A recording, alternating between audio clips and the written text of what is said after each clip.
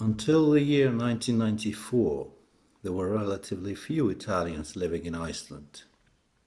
However, since then, they have grown in number, and according to Italian authorities, the Anagrafe dei cittadini italiani residenti all'estero, there were precisely 508 Italian citizens living here at the beginning of the year.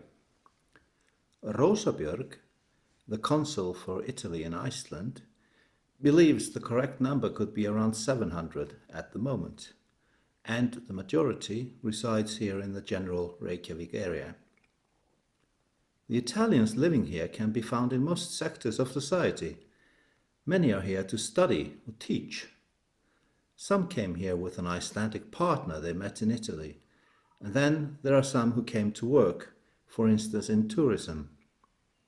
It's interesting to note that quite a few of those who only intended to visit for a brief period liked it so much here that they decided to stay, and are still in Iceland many years later. I'm Gretar, in Reykjavik, Iceland. I'm not Italian, so let's go and meet some. So, my name is Marco, and I'm coming from like a small village in the countryside in Tuscany, like Capannoli, close to Pisa. And I have a master degree in Old French at the Università di Pisa. And we moved here a little bit more than 7 years ago. Yeah, and I am Caterina. I come from a very small town close to Pisa.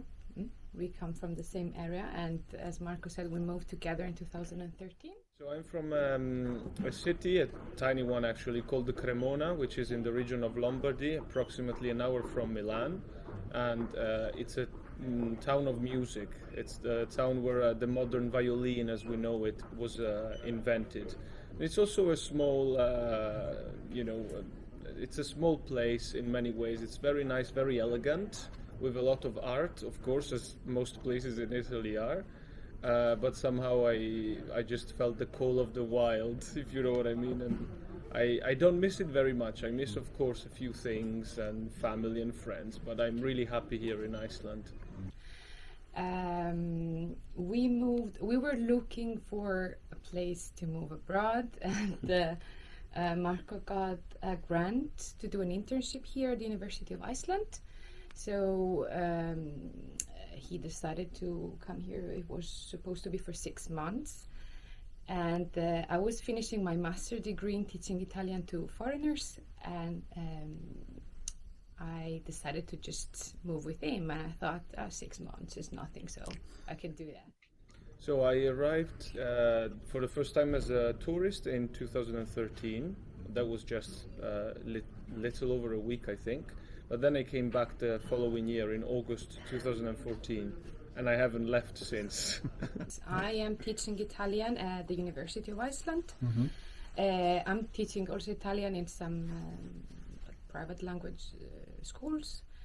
I've been doing that for many years.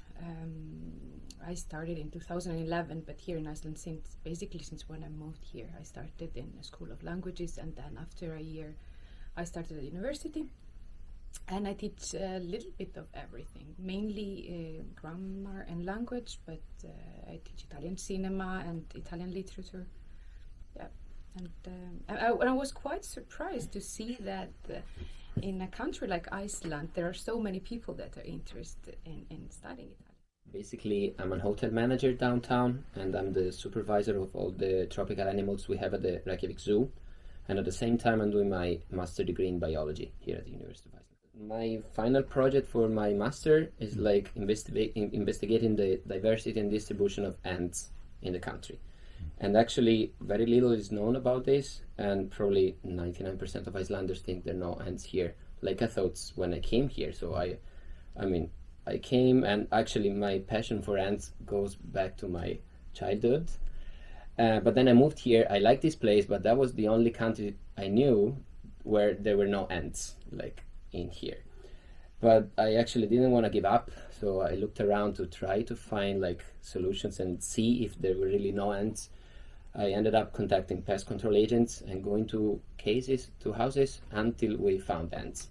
So now I'm just carrying this research, and it looks like it's of course, like a big news for Icelanders. So it goes in the news quite often because it's like for everybody there are no ants here. So it's like, yeah, okay, we have ants around. So I'm trying to break this wall and ants are part of our environment and they're sharing our urban environment with us. That's the project I'm working on today. Yeah, so I started my career as a student of Scandinavian studies in Milan, and on my third year I accepted the scholarship for an Erasmus in Edinburgh. On my first year I had studied Icelandic literature and I fell in love with it, and while I was in Edinburgh there was just this once in a lifetime chance to come to Iceland, or so I thought, and I took it. I came here for a week and I just fell in love with the place, with the atmosphere in Reykjavik, and so I went back to it and I couldn't stop thinking about it, and I was like, okay, I need an excuse to go back to Iceland. And I found out that there was this master program in medieval Icelandic studies, and I was in love with the Middle Ages, so I said, okay, Iceland plus Middle Ages, I found my solution. And so I came here and I thought that it was going to be just a temporary thing, just 1 year, and then I would have gone back to Italy and found something else. But I decided to stay. Then I entered into a PhD program in medieval studies, and I'm teaching also Italian here at the university. There are many Italians here. There are around 500 Italians registered here in Iceland. So it's a big community, but it's not like a little Italy. We don't have anything like that. Sometimes we meet, for example, for like national holidays in Italy, so we celebrate them here. So these are occasions that we spend with other Italians, but otherwise we just have friends from local or friends or from other parts of the It's world. probably different when you're just arrived. So I remember like the first months, like first year, we were more looking into like Italians that they've already settled here, for recommendations or how to move around and do things. But then slowly, we're staying with people we like to stay with. So it can be Italian, Icelanders, or Germans, or whatever. So. The first year that I came, I avoided all Italians because I'm like, okay, I want to have an Icelandic experience. I want to try to fit in. I don't want to, join some kind of ghetto or something. It's very important for me to live Iceland. I don't just want to be, a part of a separate community or something. So for the first year, I was like, okay, no Italians, and I basically didn't meet any. But then I started working in the Italian department and teaching, and I met a lot of Italians that are very interesting people. I think that Iceland has been kind of lucky in that sense that many of the Italians that came here are very creative and entrepreneurial, so to speak, individuals. Life here in Iceland is much easier than life in Italy. So then as soon as you get used to this kind of rhythm, or like the idea of like safety and all these kind of things that make like the quality of life, then it's kind of hard to go back to what I call real life, where you fight for parking spots, where you fight for salaries, where you fight for rights. It's much easier to live here in the daily routine. Yeah, I totally agree. It's just we just found jobs that we like, and the rhythm of life. It's just much better every time we go back to Italy. Now we're a little we are happy to go back to visit, but sometimes it can be stressful. And we have a child who is 5 years old now, so we think that is a very good environment for a child to grow up in. Really like the informality of the society, the fact that people are not excessively regulated in their behavior like we are. Like the Italian society can be very tiring because of this. It's very complex, and it's also very competitive. That's another thing that I don't like very much. I think that the Icelandic society is much more collaborative. And for example, in the workplace, I see this at the university. Relationship with colleagues are much less toxic than they can be in Italy, where competition in university is very rife.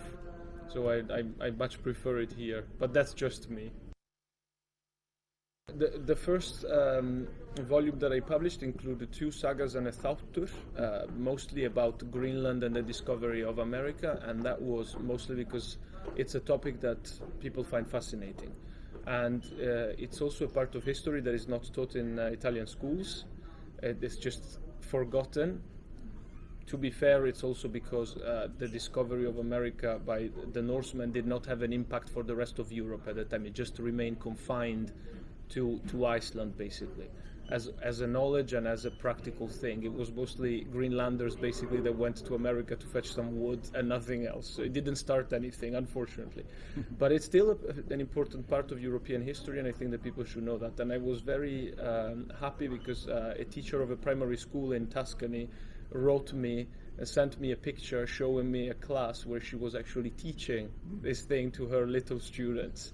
And then that same teacher has also read Gunnar Saga, the Saga of Gunnar, which I translated last year. And that's a saga that I translated because I wanted Italians also to realize that sagas are not all this sort of texts that tend to be historiographical. They can also be a lot of fun, almost like, fantasy works with monster, giants, trolls. They're not all like that, of course. These are later sagas that have not been studied very much, precisely for these reasons, because scholars in the past have favored sagas that were more historical. So there is a lot written about Njál Saga, about Egil Saga, but very little about the later ones that are more fantasy-like, but they are extremely enjoyable and easier to read, and the response has been fantastic. Like, the book went sold out in a few months, so they did a reprint, and there has been a lot of interest. I mean, it's a very short saga, it's almost like a short story, basically, but I sort of made the book more bulky by writing a lot about the historical background, and that's what people liked a lot. So I was very, very happy about that. I started just with a blog, and I actually already had a blog before when I was at university, and it was mostly for me an excuse to write down what I was studying. So what I was studying wasn't always easy to remember because I didn't maybe like all of it or didn't find all of it interesting. So it was basically me sort of summarizing things for myself, but in a way that also other people could benefit from it. So it started like that, but then when I came to Iceland, it just sort of snowballed, and I started writing, and people responded. People were very interested. I got lots of clicks, comments, email, people asking me for more things, and I was like, okay, maybe there is a future for this idea. So I created a Facebook page relatively recently. I think it was the end of 2018, and now I have, I think, more than almost 65,000 followers. So it's a lot for one person because I get lots and lots of messages, but it's just great because it shows that there is interest for Iceland. I mean, it was a place that most Italians didn't even know what it was, and when I get random messages from people that say, hey, I just, I used to think that Iceland was just a rock with some bits of ice here and there, and I realized that there are trees. It's just very satisfying, just mashing the prejudices and just educating people ultimately, because that's what I am. I'm a teacher. So. I think family members really hope that eventually we will move back. But at the same time, they're quite happy to see us happy here. They know how complicated Italy can be, especially for young people today to find good jobs and get respects and stuff.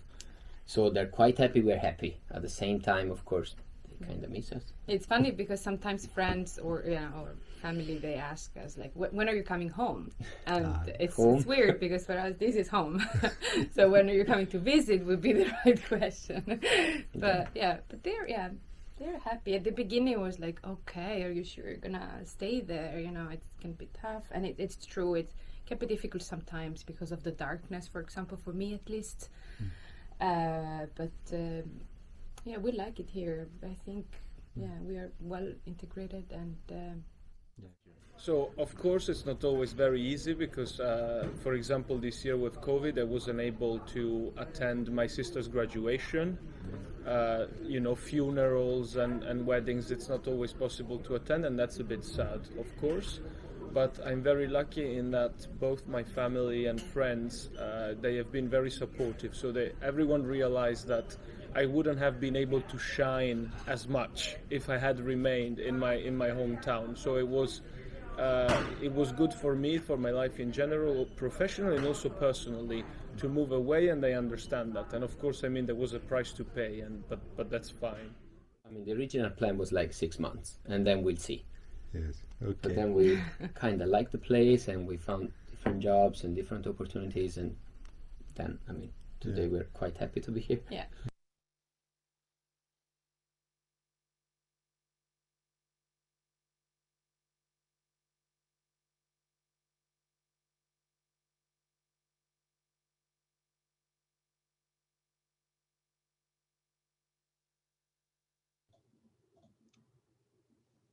Okay, incredible. This when I received this from Greta, I have to say, it blew my mind, because there was this Italian who's looking for ants in Iceland. Yes. And then we're finishing with somebody who goes to Mars, Emanuele. So this is really the spirit of the symposium. Amazing, amazing, and I'm very happy that you did this professionally. Thank you, Greta, for going in the places, showing us Iceland during COVID, because it was completely empty and everybody had their masks. I think you take it seriously there. Oh, yes, yes, yes. Thank you. Okay, and then Greta is with us when we do the question answer. So everybody be ready, because now we are going to South Africa. I'm not sure if Daniela, are you here? I'm calling every time because I still don't see Daniela from Hawaii. Daniela Minerby. Okay, we still have time. And so, Corrado, thank you very much for following our symposium and our activities, because you have been present with us other times too, even if you are in Cape Town. Ilaria, I'm so glad and I'm honored. And I thank you and Emanuele and Professor Rothenberg for inviting me. So I'm very happy. And it was so interesting so far. So I'm excited. Thank you so much. Thank you. And so I give you a few notes about Corrado Passi, another very interesting life. He was born in Cremona in 1963. And when he was 40, he decided to abandon his profession. And his profession was medical doctor and surgeon. So a surgeon who drops everything, his instruments, and leaves for South Africa. He changed radically the course of his life and moved to South Africa, where he lives. His passion is literature, and he has been writing for 30 years and also teaching creative writing. He wrote, among other things, a guide of Cape Town. It's called Cape Town in 17, and several novels. One is Oltre la vita felice, La Jacaranda Fiorita, which was republished a year later in 2019 with the title L'intensità della luce. And then the novel Los Angeles Paradise. And he collaborates with Read Action magazine online, so you can read his work online. And Corrado, do you want to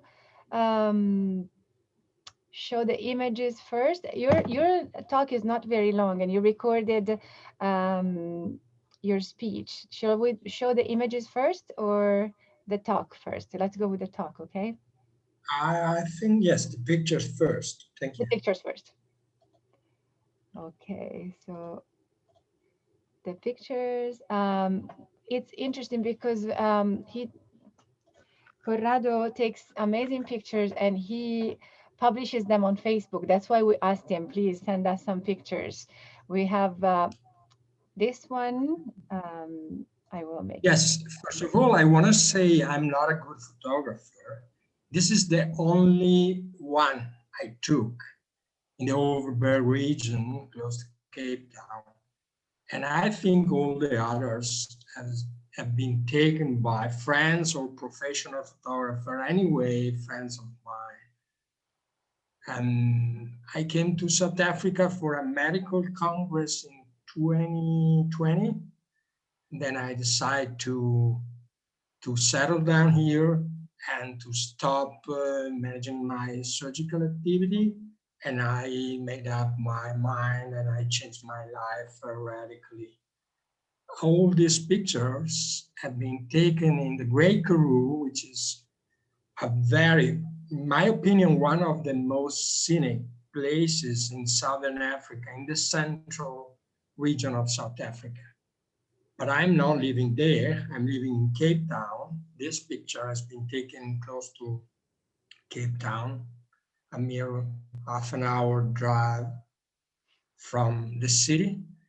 And yeah, I settled down, I changed my life, and I'm writing some hours per day, and then teaching creative writing and enjoying the country as well. These are breathtaking. Sorry?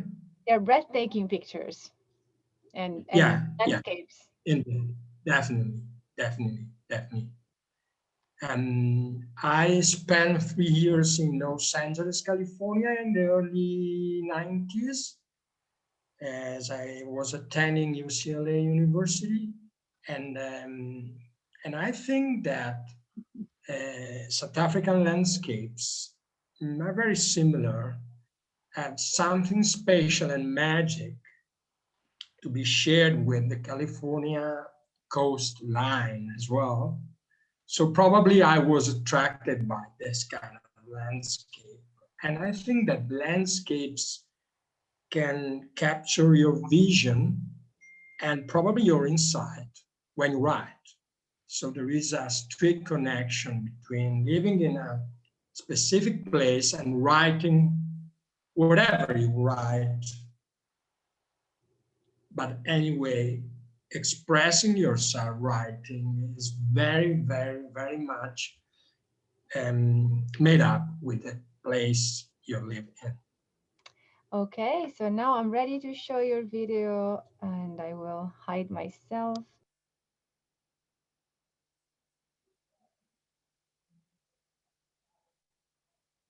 Good evening to everyone. I would like to take this opportunity to thank Ilaria Serra for her kind invite to take part in the 5th Symposium Internazionale Italy in Transit at Florida Atlantic University.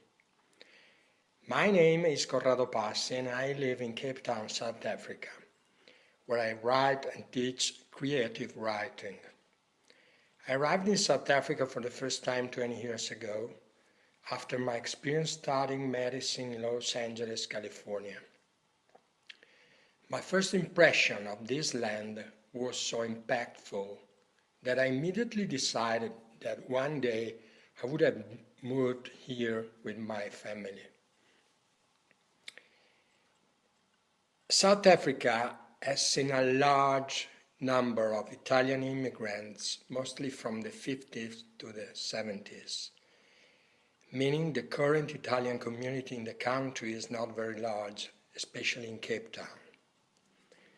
Because of this, modern Italian literature is not locally represented in any form, with few exceptions for war prisoners' diaries dating back to the Second World War, who then resided in South Africa from the end of the conflict.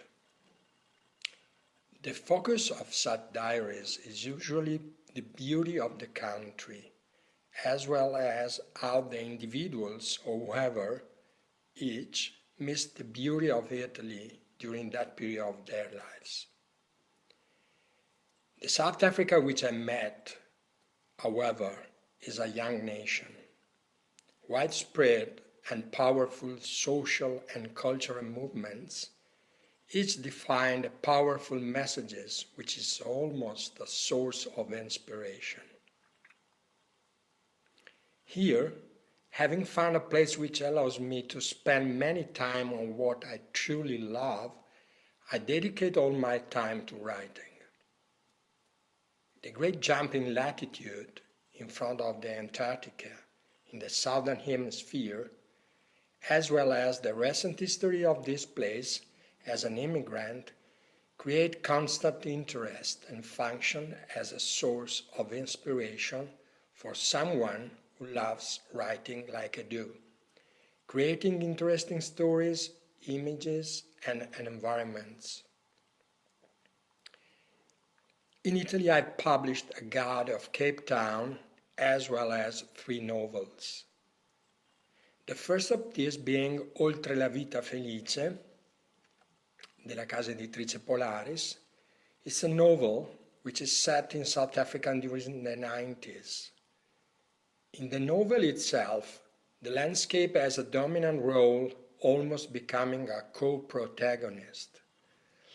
A characteristic of this nation is, in fact, how one can see so many landscapes over a short travel distance, which changes in just a few kilometers, as well as strong impact of those who witness it, especially to those who were not born in this nation but traveled here from overseas. Nature itself molded the spirit of South Africans, giving them strength and curiosity towards nature, which is rarely seen in other nations throughout the world. My second novel, La Jacaranda Fiorita, published by Il Seme Bianco and later republished by Emersioni, both parts of the LIT group in Italy, unlike the first novel, takes place in Venice. However, it's like to South Africa due to the presence of a South African co-protagonist. Lastly, my third novel is Los Angeles Paradise, published by Emersioni, which, like the title may suggest, is set in Los Angeles, California. My next novel, releasing in 2021, will also be set in the US.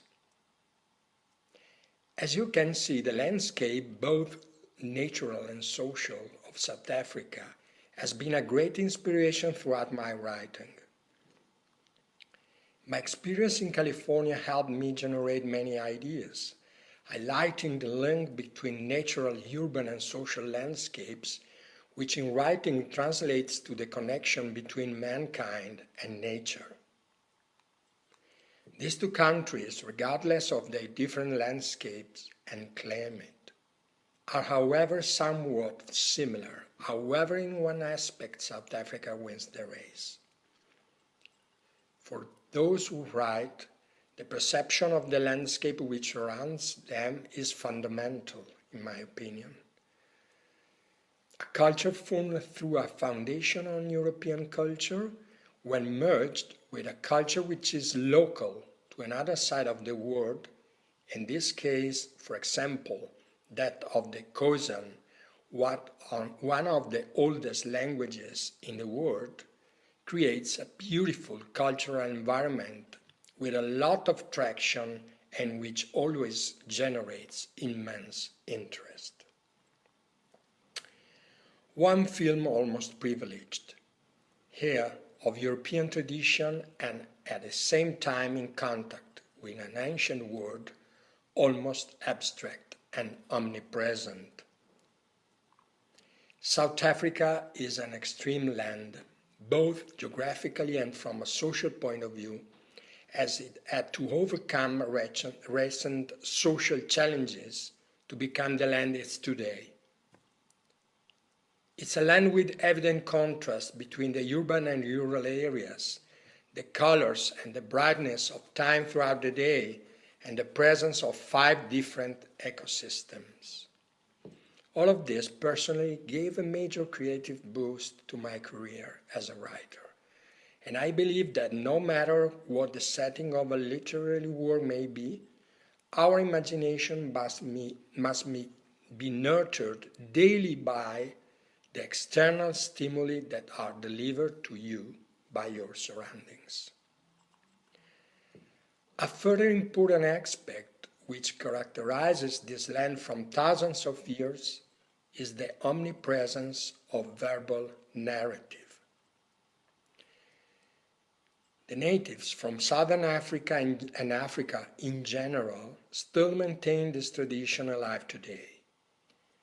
Tales, fables, short stories are all present in this culture of verbal narrative, which is the exploration of a photographic language. I mean, it's incisive, within which words must have an immediate emotionally touching meaning.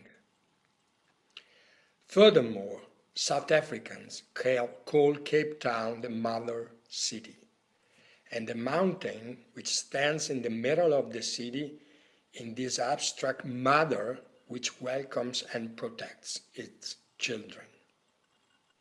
Two factors make this place a source of inspiration. Firstly, light. Intensity of light here is different from other places. It's intense, magnetic.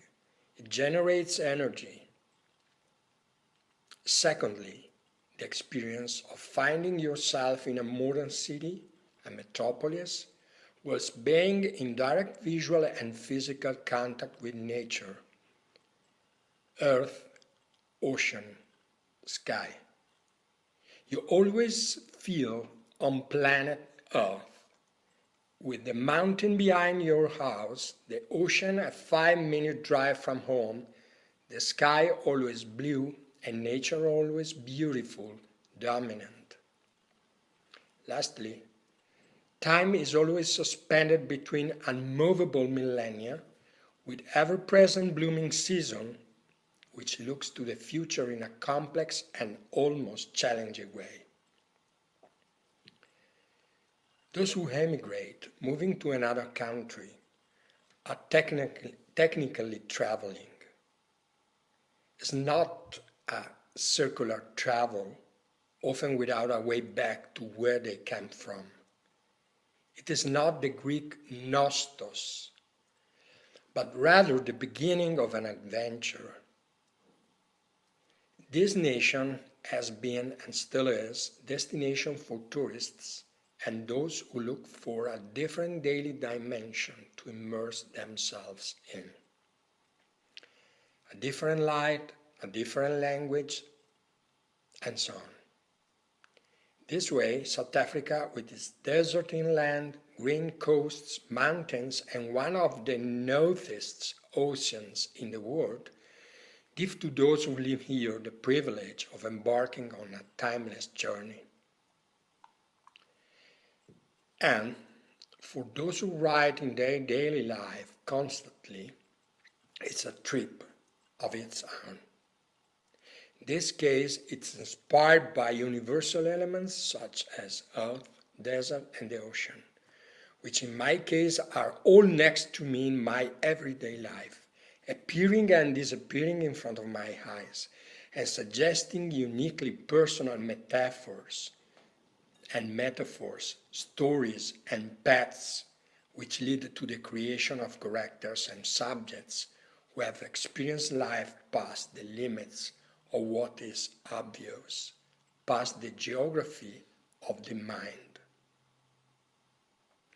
It's an experience which in some way is almost surreal, resembling a fictional dimension, and for this reason becoming exclusive and one and only inimitable. In this way, I feel like I'm forever beholden to this nation and its people, as well as its ever beautiful landscapes. Thank you everyone for listening. Thank you and greetings from Cape Town, South Africa.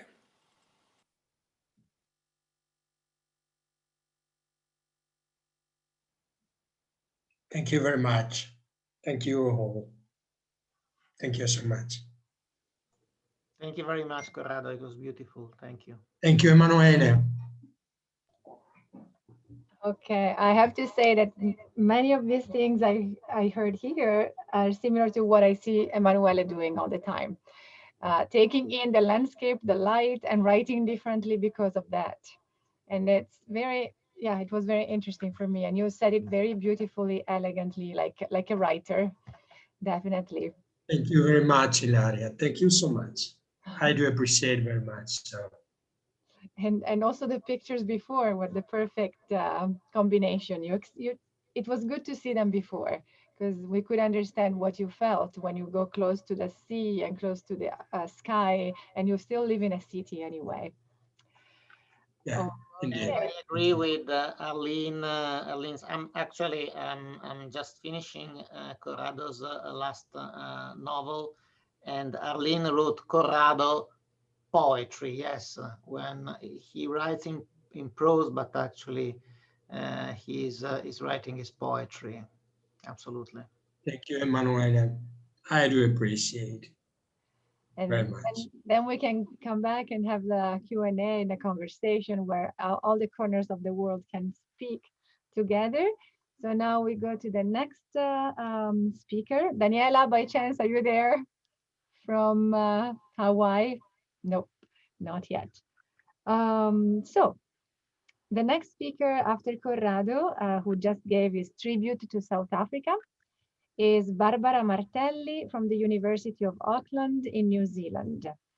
And I was humbled to see that also she did a whole research for this presentation, not just something she already had, but you went and looked for Italians in transit. So thank you very much, Barbara, for your effort. And Barbara was born in Milan as a professional teaching fellow in Italian at the University of Auckland, New Zealand, where she completed her PhD in Italian studies. She holds an MA in cultural anthropology and ethnology from the University of Bologna and a BA in communication studies from the University of Milan. Her field of interest includes crime fiction. I remember her talking about that in a conference we attended together in Cagliari, medical anthropology, Corrado, and the methodology of language teaching, all of us. So your interests are our interests, Barbara, and you have so many. Do you want to say a few words before I go with your video? Thank you very much, Ilaria. Good afternoon, buon pomeriggio a tutti. Here in New Zealand, the sun is just rising. And I just want to thank you for inviting me. I have to say it was really fun to collect all the stories for my presentation, and I'm enjoying a lot this conference. So, grazie. Grazie a te, grazie a te. Okay, so I will disappear again and I will put the video. Thank you, Barbara.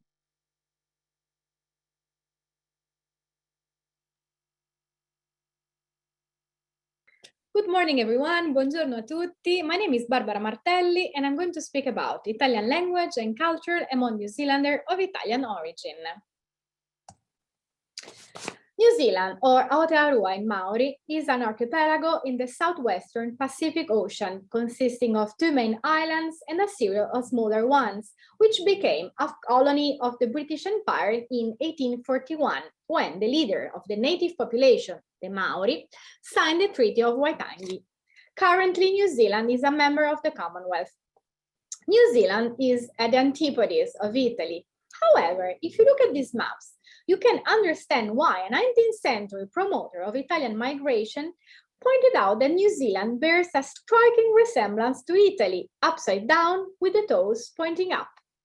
Despite the similarities in surface area and in shape, while Italy is quite populous with its 65 million inhabitants, the population of New Zealand has only recently exceeded 5 million residents. Among these New Zealanders, informally known as Kiwis, how many Italians are there?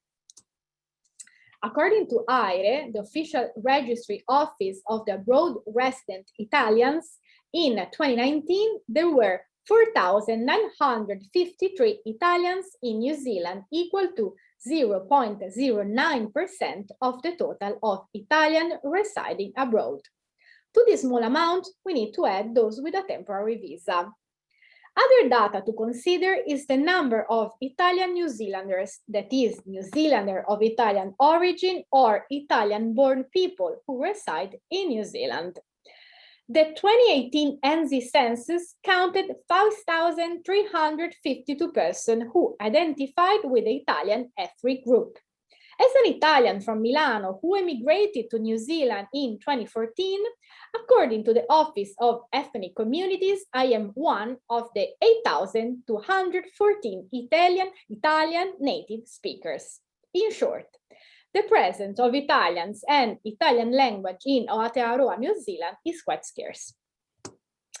Given such numbers, I thought it useful for the purpose of this conference to perform a microethnography on a specific group composed of 5 female subjects aged between 16 and 68 residing in Greater Auckland, who are Kiwis of Italian origin, speak English as their first language and Italian as their second at different levels. Their small number makes them not representative for quantitative consideration, yet they have ethnographic relevance. They are informants on key aspects of the Italian language and cultural identity in New Zealand. I have done a series of face-to-face semi-structured interviews conducted in the setting chosen by the interviewees and based on several moments of participant observation, moments of immersion and interaction in the sociocultural context of the informants. I adopted an eclectic approach that combined sociolinguistic and cultural anthropology. I analyzed the degree and type of contact with Italian language, the respondent's type of speaker, the degree of dispersion of Italian between the family generation, and the characteristic of both the input and the output in Italian of the respondents. Considering language a cultural node of identity, I also examined the relationship of the interviewees with the idea of Italy and Italianness. All the interviews started from a list of questions posed in no particular order, following the flow of the conversation and welcoming various topics brought to attention by the interviewees. At the end, I have asked everyone to name 4 words associated with Italy, and the answer turned out to be a worthy summary of the entire interview. Both the interviews and the participant observation have been informed by a dialogic approach to ethnographic work, believing in the reciprocal nature of the communicative exchange on its contingent, procedural, and dynamic essence. A crucial point was the analysis of the informant's experience, that is, the analysis of how people live through representation of themselves and the world. Finally, I adopted the anthropological concept of a dynamic, relational, and situational sociocultural identity. I will now present these 5 stories of Italianness in Aotearoa, New Zealand. Since the 1870s, New Zealand has seen an ongoing stream of Italian migrants who found their way to here, often by chance. For many years, they experienced discrimination, marginalization, and racism, along with support and generosity. This was still true when, after World War II, a number of refugees arrived as displaced persons, many from the provinces ceded by Italy to Yugoslavia. Some work in forestry, but most moved to cities. The story of Rossana, our first informant, begins like this. She was born in New Zealand to an Italian father of Albanian Croatian origin and an Italian mother of Italian, Hungarian, Croatian, and Greek origin. They were originally from Zadar, which for centuries was one of the most important cities of the Republic of Venice, later an Italian exclave surrounded by Dalmatia, and finally annexed by Yugoslavia. They fled the bombing and the ethnic persecution and moved to the refugee camps in Gaeta until they left for a place they knew nothing about, except that the Maori were dangerous. In 1951, the 21-year-old electrician father and the 18-year-old housewife mother set sail aboard the Goya with another 1,200 people, a ship that sank on its return journey. Poor, traumatized by the war, with no English, little by little, they settled in the new country, built a house, had 4 children, and set up a prosperous business. Growing up, surrounded mostly by Italians and other minorities, primary school was a turning point for Rossana, not only for learning English, which later became her primary language, but also for developing a multicultural identity. At home, she felt fully Italian, even if her Italian friends questioned her Italian purity. At school, she felt different, sometimes proud over Italian food and culture, other times as an outsider. I was so much a mix, a bit of everything, this and that, and a little less of that because of my other origins, she remembers. I was in desperate need of Turanga Waiwai, a Maori word that means our place of standing, of belonging, she continues. Her first trip to Italy in 1981 was a revelatory experience. There, with her mother and aunts, standing on the bones of her ancestors, surrounded by the Venetian dialect of her childhood, she felt like she had come home. Through several other moments of powerful spiritual connection with her bloodline such as this, she negotiated her multiple parts of her identity and made peace with them. Italy made it clear who she was, a New Zealander with an Italian background. The empowering awareness of such a hybrid identity, according to her, was a resource in her social work with the Maori and Pacifica community. It allowed her to connect with them more than other Pakeha New Zealand Europeans did, them being too immersed in the Pakeha ruled society. When the discussion moves to Italy, however, the hybridity appears limited by a perception of a culturally essentialized identity that involves people, places, and artifacts which are losing their true Italian authenticity. This perception produces a sadness, the feeling of being alien, which is opposed by the positive memories gathered in some country towns, where she could still find the Italian uniqueness. Such places were those of Rossana and her husband's most recent journey through Italy from Taranto to Trieste, following the route of the soldiers of the Enzi army who fought in Italy during the Second World War. In Rosanna's story, we see how the conflict and the interplay of different and contradictory discourses contribute in shaping and reshaping the experience of the self and the surrounding world. The second interviewee is Paula Veglia from San Francisco, California, adopted at birth by an Italian mother and an English father, married to a Kiwi and moved to Auckland in 1982. Although she says genetically she has nothing Italian, she's very proud of her Italian household. Her mother was born in the United States to a father who immigrated from Lucca to California in 1906 and a mother born in America to parents from Piacenza.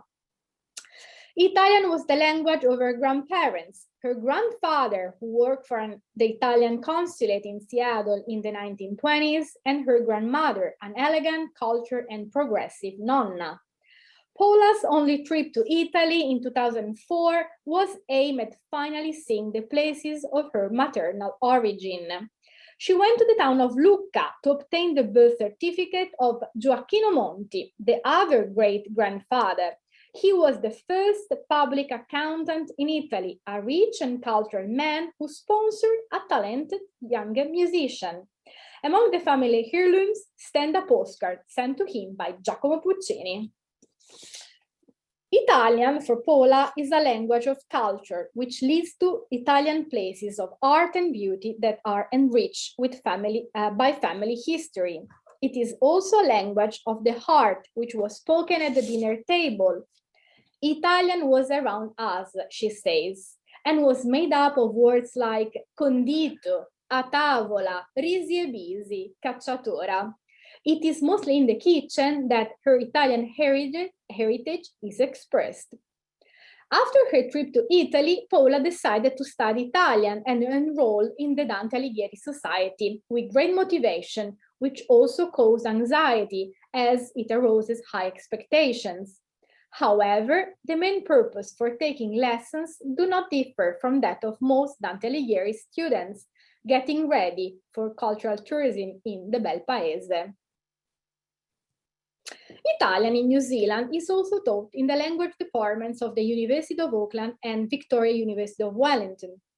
Over the years, there has been a drastic decline in the number of enrollments, especially of those who major in this subject. This reduction derived both from the general trend in the global language industry and the marketability of Italian, and from the New Zealand educational policies, which, despite the rhetoric of multicultural praise, do not encourage language learning at high school. Italian, in particular, is still absent in the language curricula, while at university it competes with Spanish, French, German, and especially the Asian languages of strong economic countries, China and Japan. Sophia is a student of law, linguistics, and German at the University of Auckland. She was born in New Zealand to a Kiwi mother and an Italian father, a university lecturer of Italian studies, who transmit her not only the language, but also the love for Italian literature, art, popular culture, as well as a heartfelt attachment to their Sardinian identity. Sophia considers herself half Italian and half New Zealander, but overall more Kiwi, since she was born and raised in New Zealand. Still, Italy plays a big part of her identity. Only one generation separates her from Italy, where she goes often. She has a native speaking competence. She would like to live there for a while. At the same time, she feels neither fully Italian nor not totally Kiwi. Italian is for Sophia the language of her paternal family, which is normally spoken not only at her father's house in Auckland, but also in Sardinia, especially with her grandmother. My Italian identity is my Sardinian identity, she says. When I think of Italy, I think of Sardinia, dazzling white coast, sandy beaches, gnocchetti, the Sartiglia Carnival in Oristano, she says. This is the place where she has gone every year since she was 9 months old, and where she has attended at least 1 month a year in Italian public schools, primary, intermediate, and high. Her competence in Italian allows her to speak in any context, depending on the communicative situation. She chooses whether to express herself in one or the other language. She is extremely aware not only of her linguistic competence, but also of how different languages codes imply different sociocultural attitudes. For example, she says, in an English context, she appears a bit weird, while in an Italian milieu, she might seem more reserved. It is precisely the most conservative traits of Italy, such as a less freedom in dressing and a widespread sexism in social and family interaction, that disturbed Sophia the most, as well as the cultural homogeneity that prevails in Sardinia, which contrasts with the multicultural social fabric of the Auckland neighborhood where she grew up. Although the process of reparation and reconciliation with the native Maori population still has a long way to go, the younger New Zealand population is oriented toward multiculturalism. Auckland, in particular, is the most ethnically diverse region of the country. Not only are children and teenagers increasingly multilingual and competent in different cultures, but they are also aware of the social appreciation of this aspect. They don't feel pushed to choose between affiliation. They are citizens of a global world that appreciates local value, and the roots stretch until they touch many territories, culture, and identities. The same perception of a multiple identities is overcome by a hybrid and multi-located identity. However, perhaps we might describe Sophia's situation thinking to what Zygmunt Bauman pointed out, that such a vision of the multicultural era risks reflecting only the experience of a self-referential global elite who is free to travel across a vast social, cultural, and spatial horizon and to choose from a multicolored range of life possibilities. Because I am half Italian, people in New Zealand think, oh, that is so cool. When I am here, I feel more Italian because everyone else is so Kiwi. But when I'm over there, I feel like, oh, I really am a Kiwi, 100%. I definitely feel like I am split right in the middle. I am not one side or the other, and I love being Italian. These are the words of Arabella, 16 years old, born in Auckland to an Italian mother who emigrated in 1992 and a New Zealand father. This love, according to her, derives from the fact that among all the places in the world she has been lucky enough to have a special bond with a wonderful place where there is the best of everything, the cuisine she loves, the cities, the beautiful coast. Born and raised in Auckland, the closest subject to Italian she studied at school have been Latin plus a Tarantella club in the afternoon. She has a passive proficiency in Italian, but a very keen interest in some aspect of the Italian culture, such as cooking and design, mostly filtered by her family experience. Within the family, where mainly English is spoken, Italian has become the language for some particular moments, card trip with mom and after-dinner Italian card games, moments when Arabella tries to improve her fragmented language. She is very aware of her competence and places great expectation on herself. She recently enrolled at Dante, both because she's planning her gap year in Italy and because she feels she has to carry this legacy. Her dream is to spend some time traveling and working in the places of her family, Milano, Capri, but also in the place of her imagination, such as Tuscany, where she will be shopping in the morning markets, taking long walks and playing a lot of music. Arabella are mainly Polish memory and mythologized images of Italy. The grandmother's house in Ischia, the ancient villages, the great metropolis, which reflect her passion for all things as opposed to New Zealand, where everything is recent, reflect her experience in the family's made in Italy furniture business, as well as reflect the vagueness of the project of a fortunate teenager of the new millennium. Made in Italy takes us to the last interviewee, Francesca, who has successfully created a brand of excellence thanks to her Italian-New Zealand cultural identity. Double citizenship, bilingual, she grew up between New Zealand, Japan, and Italy, where she spent most of her school years. After graduation, she returned to New Zealand and created an import company selling Italian wines. In the 2000s, the prestige of Italy and Italian products was already consolidated in this country. However, as she says, even if everyone in New Zealand loves Italy, Italians, and all the Italian things, few people can tell a good product from a less good one. And this is because, until very recently, there was not much passion for what to eat and what to drink to accompany food. Thus, she began to import her favorite blends from the vineyards near to her maternal house in Veneto. To launch the brand on the market, she valorized her Kiwi half. The company takes its name from the All Blacks name and number of her father, famous rugby union coach and former player. On the other hand, to convince customers of the authenticity and quality of the product, she treasured her bond with Italy, rooted in the Treviso Hills. Each wine is named after a family member or close friend and comes with a short story that explains what kind of experience it offers, as simple as Nonno Mario, Grandpa Mario, or refined as Malanotte, Bad Night, the wine that, according to a local legend, was the wine of the Last Supper. By combining quality products, personal experience, and storytelling, Francesca has benefited from the plurality of her identities and produced a synthesis of tradition, creativity, and knowledge of the territory, designed for clients who associate positive social, aesthetic, and gastronomic values with Italy.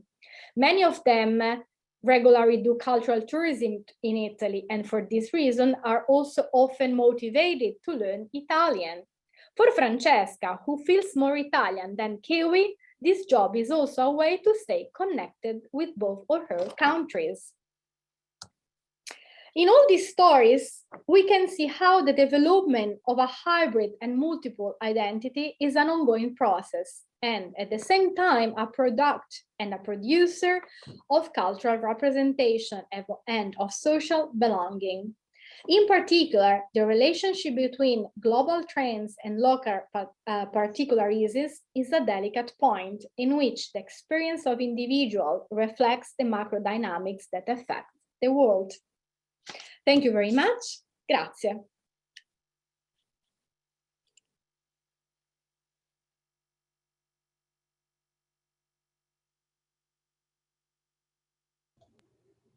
Okay, thank you. Barbara. Thank you, Barbara, for this very interesting ethnographical. You can see your expertise in ethnography in this research. It was very interesting. We saw that Montalbano is famous in New Zealand, even there. And we saw that Venetians are everywhere, Gian Pietro. They're everywhere. Venetians, Trevigiani. I pinguini tattici nucleari anche.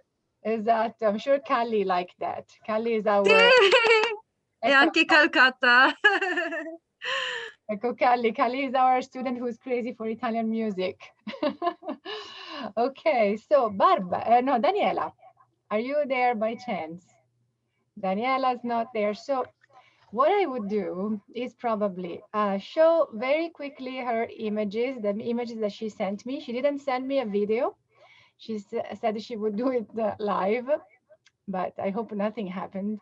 So because the last presentation really was my punchline, it was my final firework when I was saying I will have this summit of Italians in the world and the last one is going to Mars. I will leave him for the last. And if Daniela comes, maybe we can do her presentation later. But now I think I'll just show her beautiful paintings and without a comment. But I will tell you who she is. Share. Okay. Daniela Minerby. Daniela Rocco Minerby. She's a native of Italy and lives in Honolulu. She pursued classical studies and earned a 5-year piano diploma, so like the Conservatorio, and obtained a doctoral degree in architecture at the Polytechnical University in Milan, Italy, magna cum laude. At the University of Hawaii in Manoa, she studied urban and regional planning and completed all her coursework. She also taught Italian language and culture, painting in Italian, psychology, architecture, and peace studies at the University of Hawaii in Manoa and at Kapiolani Community College. Dr. Minerby is also co-author of books like Microhistory and Microhistorians. And as an artist, she has won prizes and awards with art exhibitions in both Italy and Hawaii. She is a founding member of the Friends of Italy Society of Hawaii, for which she teaches Italian and has given lectures on architecture and the use of public open space and on Leonardo. And in fact, many of her paintings reflect this attention to piazzas, piazza, the square, which is such an Italian concept. And final highlight in Daniela's life, in the year 2000, she was co-coordinator of a delegation of representative of indigenous people to the Vatican to ask for the revocation of an ancient 1493 papal bull inter cetera, which discriminated against these indigenous people. So a very interesting person. I was very happy to contact her and talk to her. And it's unfortunate she's not here yet. So I will show quickly some of her paintings. The centennial commemoration on 93 Hawaiian Kingdom usurpation, Honolulu, 1993. Here we need a pronunciation. The vigil at the state capitol, Honolulu, 2001. Kuhio Park dedication, Waikiki, Honolulu. Martin Luther King Day rally at Kapiolani Park, Honolulu. Meeting of Hawaiian movement leaders at Kulaoa Park, Oahu. And here we keep on seeing people and gathering places. Preparing for the hula. Ho'oponopono gathering. Preparing for the hula again, sorry. Hula dancers preparing to dance. Con presenza, Hawaiian night walkers in Piazza del Duomo, Milan, Italy. Very interesting. Convivio in Piazza del Campo, Siena. Concerto in Piazza Isola do Varese, Cremona, Italy. Piazza della Cattedrale, Modena, Italy.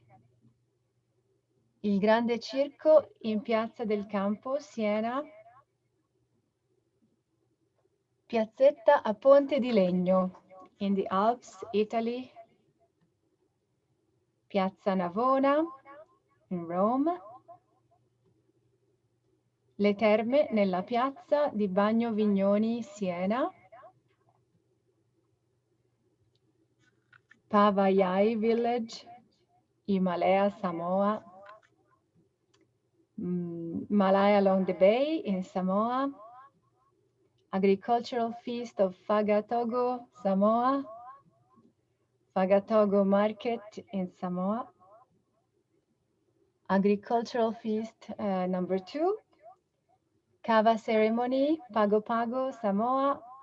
And men's gathering at the market, Apia, Independent Samoa. Women selling at the market. Market in the main square in Koror, in Micronesia. Marketplace in Palau. Fish market Papete, Tahiti. Bai community meeting house, Koror, Palau, Micronesia. Tongan dancers. And another meeting place in Palau. Inside the prison. Daniela went everywhere. And Piazzetta in Vangotti village. I can see because there is the Varigotti village in Liguria, Italy. Okay. Nick, you understand my frustration with Hawaiian, eh? Okay, so Daniela, you're not here. So let's go to my punchline, to our punchline. Let's go to Emanuele. Emanuele, do you want to say something before we show your video? A very interesting video about your incredible career from the Lago di Como to #2 of Elon Musk in Seattle. Thank you, Ilaria. Thank you, everybody, for the opportunity to be here with everyone today. Yeah, I'm very grateful. Thank you. Okay, so let me share.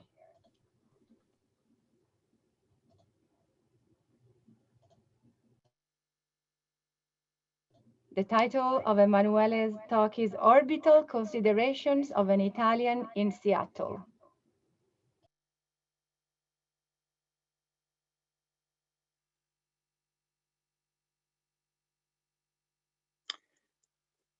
Hi, everyone. My name is Emanuele Jones. I am Italian. I was born near Como, near Lake Como, in the northern part of Italy. And today I wanted to talk to you about how I went from beautiful Lake Como all the way here to Redmond in Washington State in the US. Started life as a regular Italian, you know, grew up and all my friends, everything was a part, you know, where I was, the same town where I was born. And I attended the first 3 years of Liceo Scientifico, which is an Italian type of high school. And then on the 4th year, at the very beginning of the 4th year of high school, my father announced that he had taken a position in Beijing, China. And so in the space of less than a month, my family relocated from near Lake Como all the way to Beijing. And I enrolled, to pass some tests, and I enrolled in the International School of Beijing.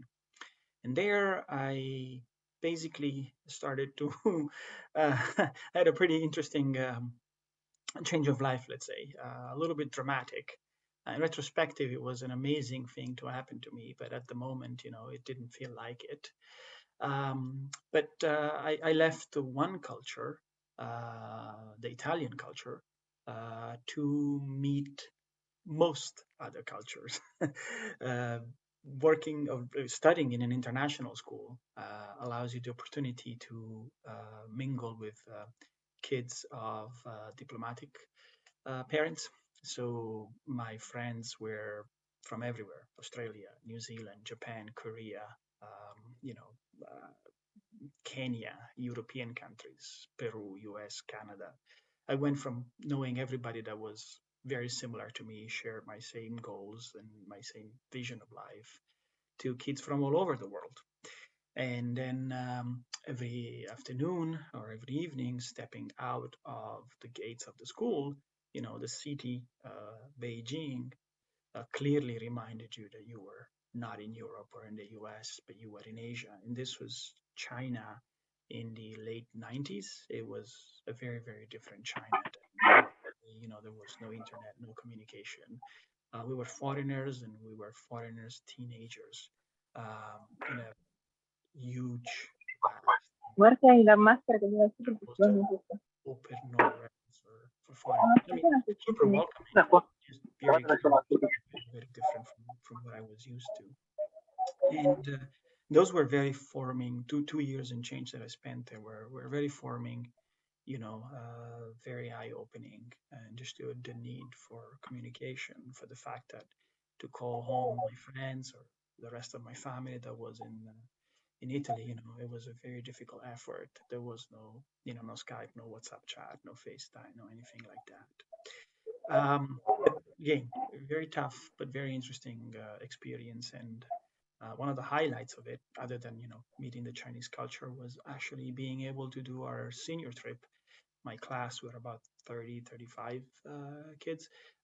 We ended up going from Beijing to Inner Mongolia, and we took the train. We traveled for 2 days, and then we took like a little bus and drove. And had actually an incident. We ran into a donkey that was pulling a cart in the middle of the night, and we almost, almost fell in the ditch there.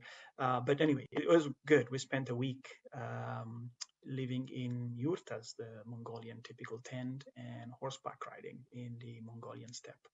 So that was quite a trip, and again showed how beautiful the world is, and how incredible lucky we are to be here. And after that, I decided that I wasn't ready to leave. I wasn't ready to. I wanted to go back. I wanted to go back to Italy. I wasn't ready to leave my country. I wanted to go home, to go back to my friends, to the culture, to sort of be Italian a little longer. I kind of knew that I was going to move on at some point, but I wanted to go back. So most of my class mates from Beijing enrolled and went on to Ivy League school in the US. I went back to the Polytechnic of Milan, which is one of the top engineering school in Milan, in Italy. And I chose to study telecommunication. Like I mentioned earlier, I understood pretty quickly that the internet that was just emerging was going to be very needed if people were going to travel as much as, as I did, as I had that opportunity. Communication back and forth would be very important. And today, we obviously take it for granted. But back then, it wasn't obvious that the internet would be built and deliver what it's delivering today. So I enrolled. I did 5 years, which is a 5-year curriculum. And on the 5th year, we have to deliver a thesis. I chose, or I was able to get an opportunity to be an intern, to do an internship in the labs of Alcatel in Dallas, Texas. And so I spent a year in Dallas, Texas, working on quality of service for voice calls over Internet 2, which was an experimental network between a handful of industry partners and universities in the US to provide high speed and other protocols for testing. Did the thesis, I came back, I defended the thesis, I graduated. And then Alcatel actually offered me my first job. They said, "Don't, if you want to come back, we'll definitely want to hire you as an engineer." And they offered me to work for the cybersecurity team in Ottawa. So about 2 weeks after I graduated in Milan, I packed 2 suitcases. I put everything I had in there, and I flew to Canada. That was the first time I'd ever been to Canada, the first time I've ever been to Ottawa. And I took my first job. I took my first paycheck was in Canadian dollars. And I spent about 4 years in Canada working on cybersecurity, internet routing, protocol security, filed patents, and collaborated with the ITF, which is one of the standardization bodies for internet. And then Alcatel landed the biggest contract in their history, which was to be the system integrator for delivering what will become AT&T Uverse. AT&T Uverse is one of the largest, or was, it's kind of declining a little bit now, but was one of the largest network in the world, owned by AT&T, which SPC became AT&T. And it delivers triple play, which is basically the ability to deliver your TV services, your phone services, and your internet services all on one wire, which in the case of AT&T Uverse, most of telco triple play network, it's happened to be VDSL or VDSL2 technology, which is basically running very high speed internet over a copper twisted pair, the phone line that you would already have in your home. That was a very interesting experience. I was joining to help out on the security side, but for certain situations that happened, I happened to be at the kickoff meeting, and there was no other video architect around at the time. There was some networking experience, obviously. Alcatel had a lot of networking experience, and so it was in San Ramon, California, and in the building owned by SPC. And that building is actually the building where Dilbert, the cartoon, was created. The author of the artist that does it, Dilbert, worked for SPC for many years, and he sort of captured the life of big telecom office in the cartoon. And so we were in one of the rooms, and everybody was telling me the stories about Dilbert and all that, and so it was fun.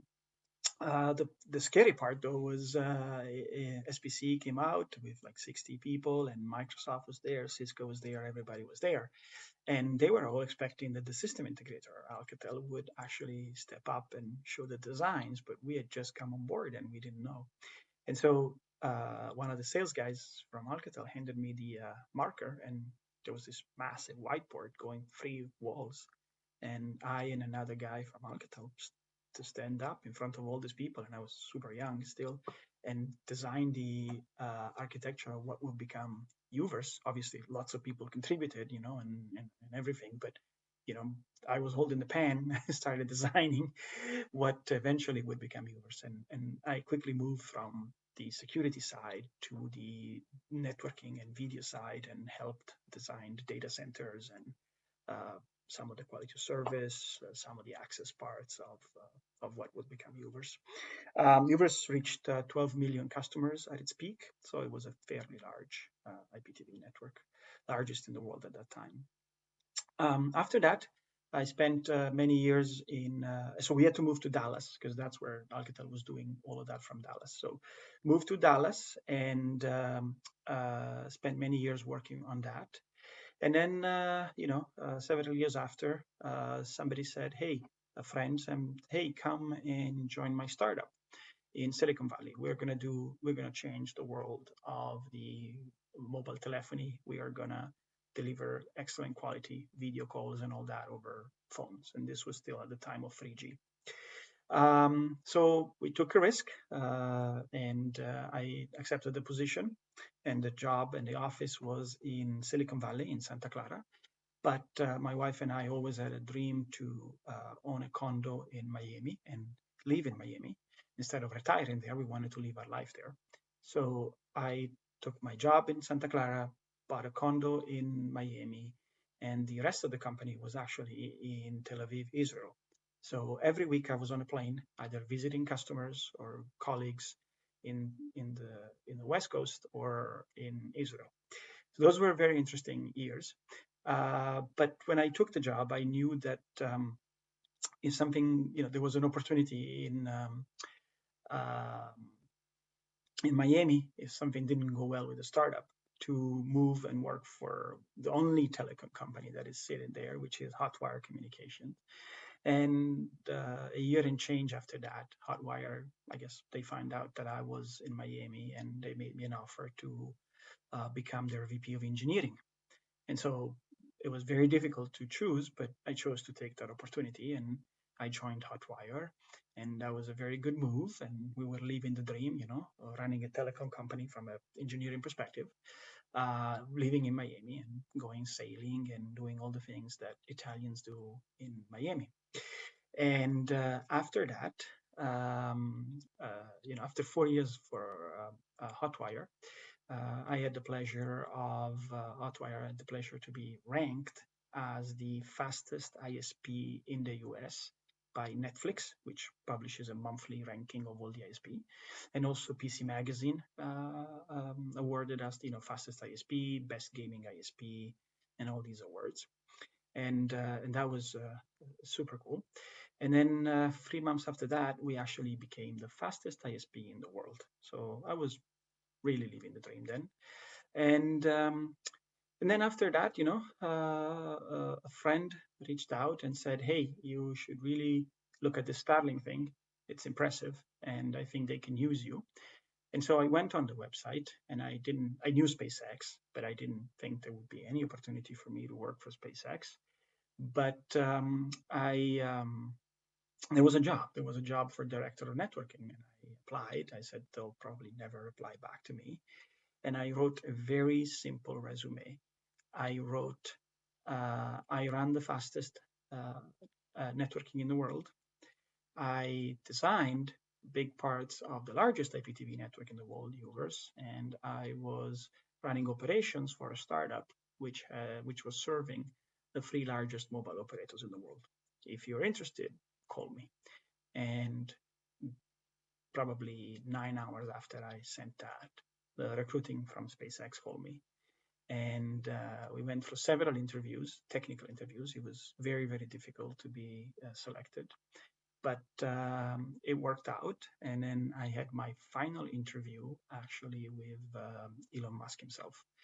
Tried to do it in person, but because of COVID, they booked my flights every morning. I woke up and I had 3 tickets, one for Boca Chica in Texas, one for Los Angeles, and one for San Francisco, depending on where Mr. Musk would have been that day.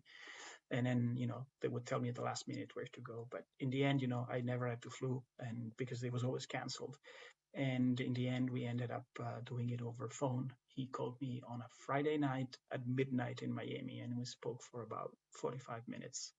And the cool part was that he was driving home from our Hawthorne office to his home. At the time, he was living in Beverly Hills. And I saw a tweet that day, and he drove the prototype of the Roadster, the red Roadster that he has. And so he was driving himself, he told me, and sorry, he was driving on the car. I could tell that from the noises. So I was interviewed by him in his Roadster. I don't know if he had self-driving on or if he was driving himself, but that was very interesting. And now I'm here. I have joined SpaceX, and I am supporting the mission, which is to develop Starlink so that we can provide internet to everybody in the world, the underserved part of the world, a very high quality internet. And obviously all the profits and the revenue from Starlink is designed to fund our mission to Mars.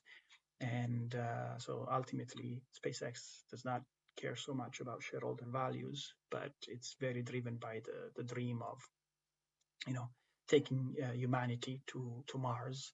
And Starlink is one of the means to do that. So I am extremely grateful that my job has gone beyond, my technical competencies are gone just beyond delivering communications, but it's also enabling this long dream of making humanity multiplanetary, as they say around here. So I'm here in Seattle. I know there is a good Italian community here, but I haven't met much people yet. I suspect they'll be much like-minded like me, because there's a lot of IT and telecom in Seattle. You know, Google, Facebook, Amazon is here, and Microsoft is here. I know there's obviously a lot of Italians that work for those companies, and met just a few of them. I'm looking forward to meet everybody and to see how the rest of the Italian community here is handling. And I wanted to close just by showing this. I'm really proud. Don't know if you can see it, but basically this is a patch that flew on the Demo 2 mission earlier this summer that took the 2 astronauts back to the International Station. SpaceX captured the flag that was left by the last crew of the shuttle on the space station. And this patch flew on that capsule, the Dragon capsule. And so SpaceX prepared a hoodie for all the employees with this little patch. Thank you so much for listening. Thank you. Bye.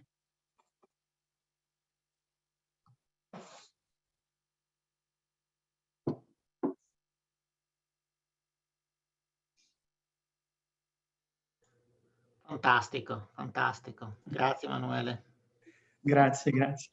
Se volevo venuti in mente una cosa, last night we were having a design meeting. I think you saw one of the last picture was a Starship, which is the prototype of the vehicle that hopefully will one day get to Mars. And it was very interesting how, again, the Italian culture is still so embedded in a lot of the things, right? And there's 2 words that my colleagues were using all the time.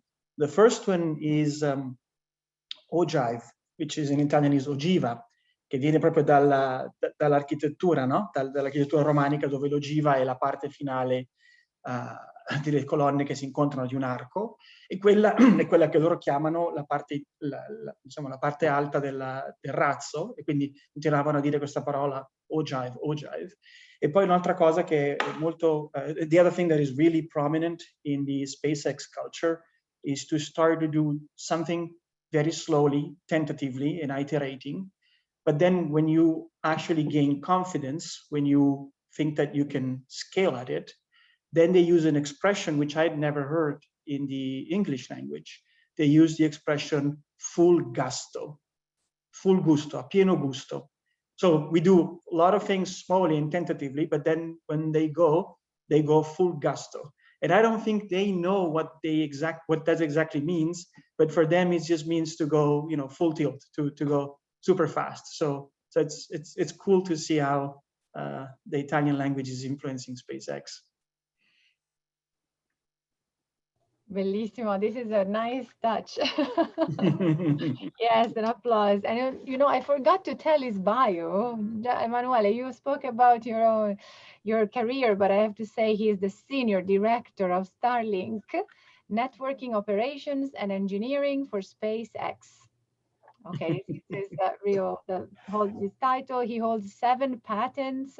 He wrote articles, and we already know that he worked to design UVerse that we all know here, at least AT&T UVerse and Hotwire. So I will just say these two things because you already presented yourself, and I know everybody was. Also, can I add this? He's also a very, very nice man. Not only because he shares my name, but really because I could be un pallone gonfiato, and he's the opposite of that. How do you say pallone gonfiato in English?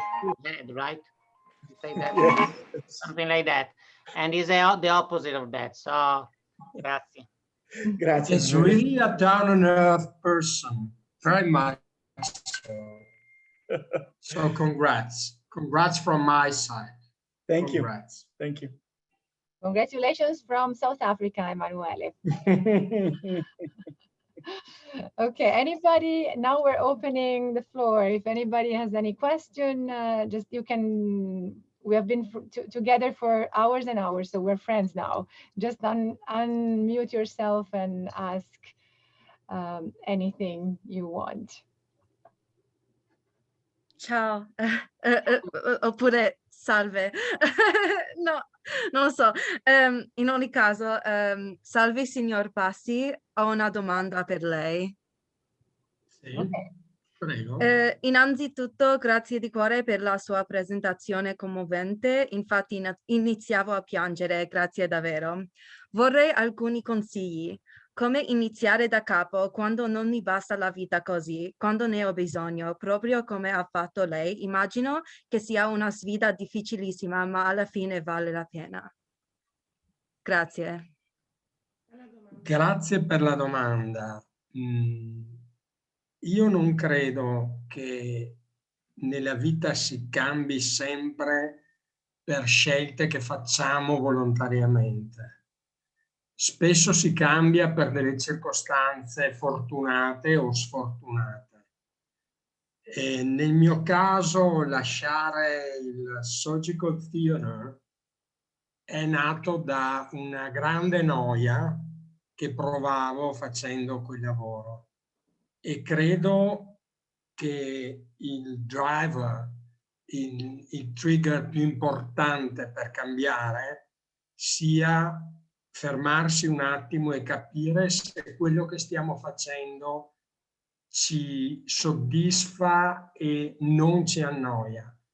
Ecco, io non credo di essere una persona che può dare consigli, però sono convinto che quando ci rendiamo conto che la vita ci sta sfuggendo e che non è più divertente nel senso classico del termine, cioè che ogni giorno ci dia delle challenge, delle sfide e degli aim to be achieved, allora forse è il caso di pensare di cambiarla. Quindi io non mi considero un coraggioso, io non sono stato un coraggioso, io sono stato un annoiato e in un job la noia è più forte del coraggio, quindi ti spinge a un certo punto a mostrarti per quello che sei e a dire forse è meglio cambiare. That's my point. Corrado, I wish you had said all this in English because not everybody understands. But I'm sorry. No, I know, it's okay. I will translate, but it's very important. Problem. I'm sorry. I think I wasn't a brave heart, okay? I was not at all. I was a person after 20 years spent in a surgical theater every single day. I think to have been a very tired and bored person, very much so. And I think that to be boring is much worse than other feeling, other mood in your life. So I think I can give you a tip. I think I'm not that kind of person who can give a tip, but in order to change, you have to born again. And in order to born again, you must die. And when you are bored 100%, you are dead man walking. That's my point. Okay. So I'm sure 100% that everybody in this impressive meeting is not a bored person. Not at all. Because I felt a lot of enthusiasm, a lot of passion, and a lot of humanity today. So I think you are not going to take this risk at all. I think all we are extremely, I wouldn't say satisfied, but focused on what we love. And that's the main aim you can achieve, to love what you do. That's only my point. I would like to hear Emanuele, both Emanueles and you all about this matter. Right. Please. The question was, Just a couple. the Just question a couple. was how you change your life so radically. This was Kali's question. So maybe yes, we can give it to all. I have just to tell to say something. I agree with Corrado. They tell me and Ilaria, oh, you have been so brave because you left your country and you left everything. I was not brave at all. I was just without a job. If I had bored. a job, Yeah, so there was no courage involved at all. Yeah, I do agree. And what about you, Emanuele Jones? For me, I think it was a little different because every time I change something, like going to Canada or, I changed company 3 times, and even the last 1 year, there was a lot of reflection around those times. They were always very difficult times because I've been super lucky. Everything I was doing, I was at the top of my game. Things were very successful. And then something bigger was on the horizon. And so I always have to leave something good for what I was hoping to be something better. So I guess in my case, it does take a little bit of courage to do it. and so far, I guess I've been lucky, right? I always jumped and I landed in a better place. But yeah, for me, it was always a very, very reflective moment when you have to leave everything, pick up and change a city. I moved like 8 times in my life. So yeah. Yeah, thank you so much. And the same for Barbara. Barbara, you are on the other side of the world from Italy, exactly on the antipodes. Are you going, you feel good there? You're going to stay there? I don't know. I came in New Zealand for 6 months and I'm still here over 7 years. In this moment, I'm blocked inside because, they have closed the borders. So if I go Italy, I cannot come back. So I'm basically frozen here, which is, it's a kind of golden cage in this moment because it's COVID-free and we can move. But it is very far from Italy and from my family. So I don't know. I never know. Every year I say I don't know. It would be amazing to live a bit here and a bit there. But job allowing that. That's true. Gianpietro or Gretar, you have studied many fields. You haven't maybe moved. Yes, but in my case, it was love, and cause of love.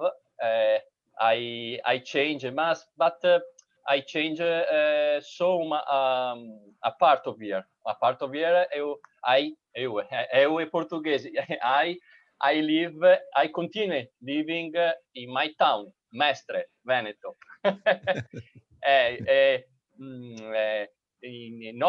Normally I spent in Brazil 7-8 months. 3-4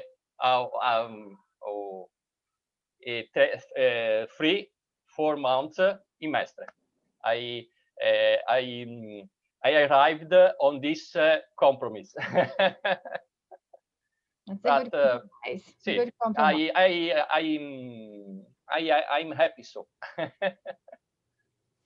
Greta, you wanted to say something? Yeah, well, it's as you saw in the video that Caterina and Marco and Roberto, they're all happy to, like Barbara was saying, only 6 months, but then she's still there. And it's the same for them. They all say the same, that they came and only intended to stay for a short period of time, but they're still there and they're not going back.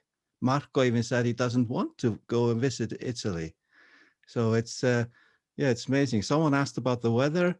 Actually, Katarina said, I can't stand 30+ degrees. So I really like staying in Iceland because it's not that warm. But I wanted to answer one question. Someone was asking about how, I think it was Arlene who asked about if they knew English before they came or not.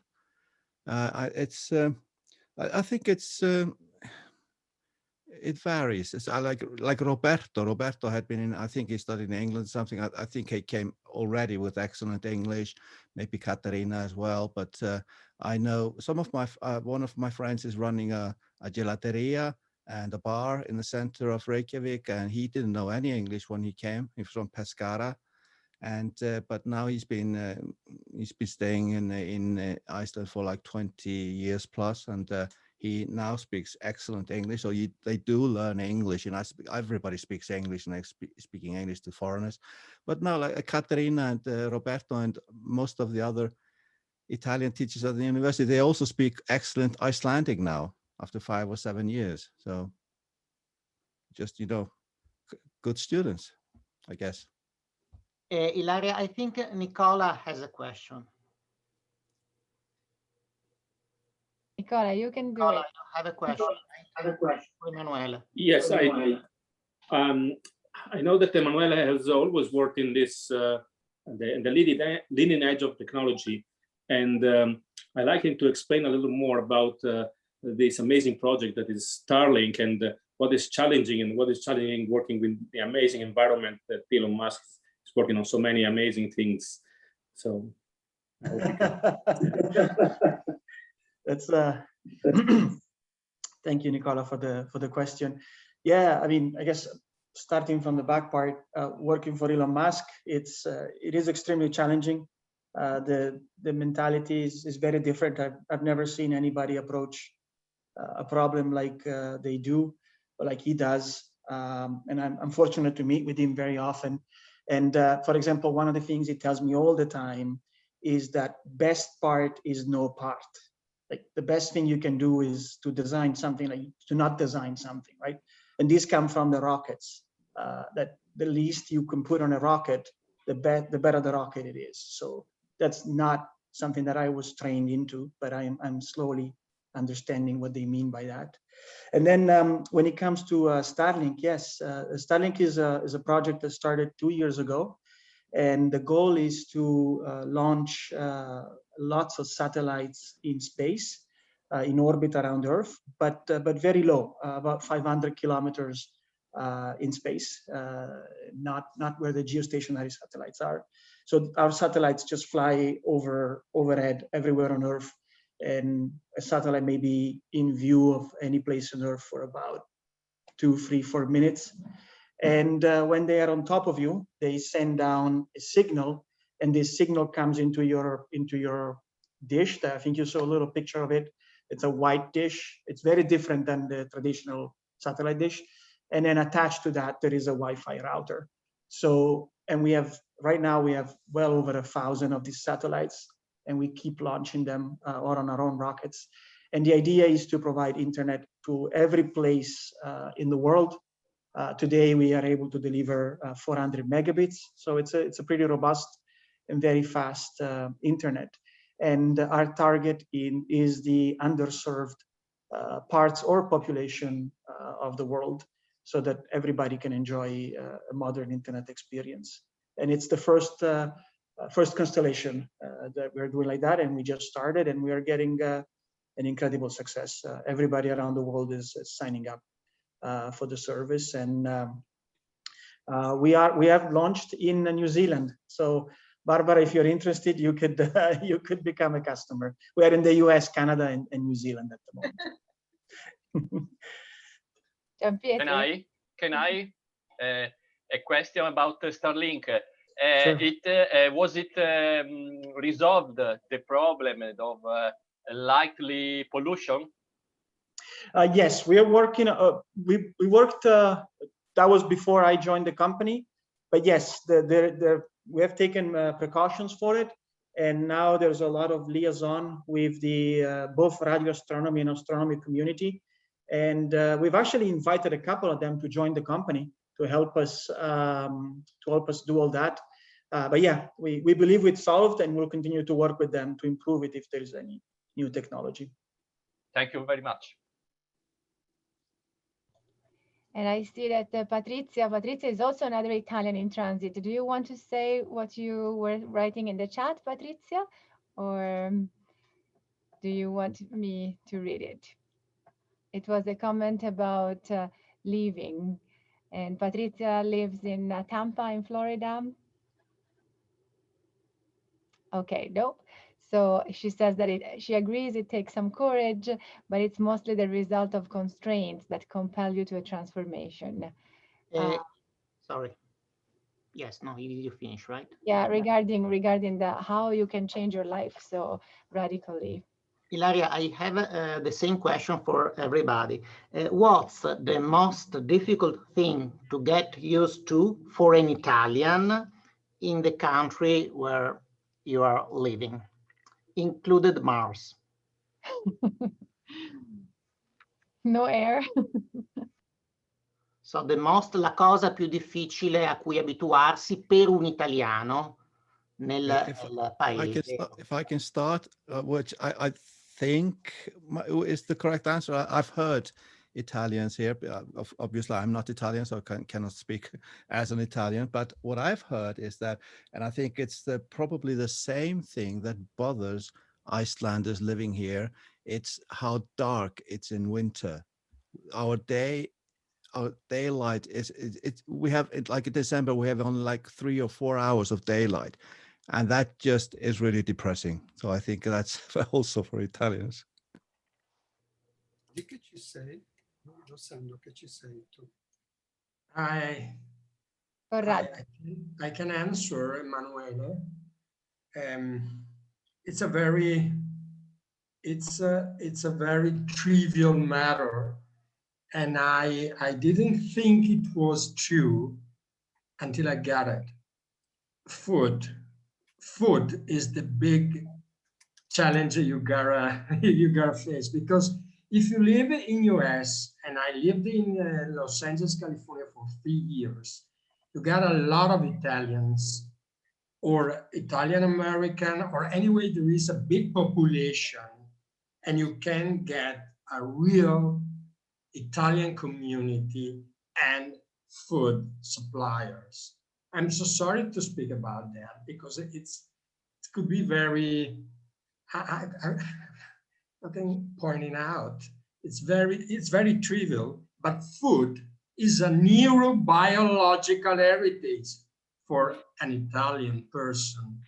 So if you live in a country like South Africa, and you have a bunch of Italians in Johannesburg, but we have quite a few in Cape Town, and you wanna do a good amatriciana, maybe you can get it, ingredients and whatever, maybe not. So I think that when you move, not in Europe, but long haul change, a long haul trip, okay, and you live in the other side of the world, food for Italians is really a big problem.